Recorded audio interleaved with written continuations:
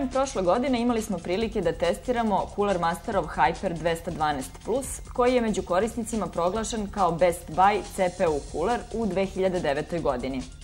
Model Hyper 101 je zasnovan na istoj tehnologiji, s tim da je on namenjen nešto manje zahtevnim konfiguracijama i, što je još važnije, i gotovo neverovatno košta ispod 20 evra.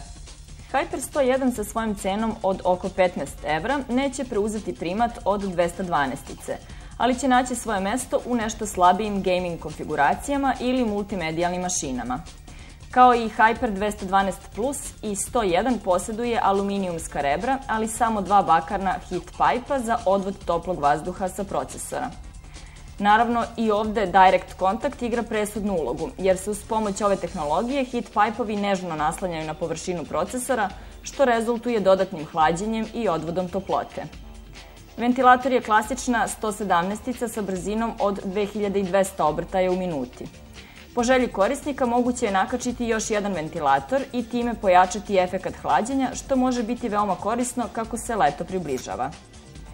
Hyper 101 se montira na procesor za svega 10 sekundi klasičnim natezanjem nosača i kačenjem za ploču. 100 jedinica dolazi u dve verzije koje se razlikuju u broju obrtaja, ali i po načinu povezivanja. Verzija sa fiksnim brojem obrtaja od 2200 dolazi sa tropinskim napajanjem, dok model sa regulacijom obrtaja ima četvoropinski konektor. Hyper 101 je još jedan sjajan produkt Cooler Mastera, koji se može kupiti po povoljnoj ceni. Ako želite da zamenite stok cooler koji ste dobili uz procesor, Hyper 101 se sam nameće kao rešenje.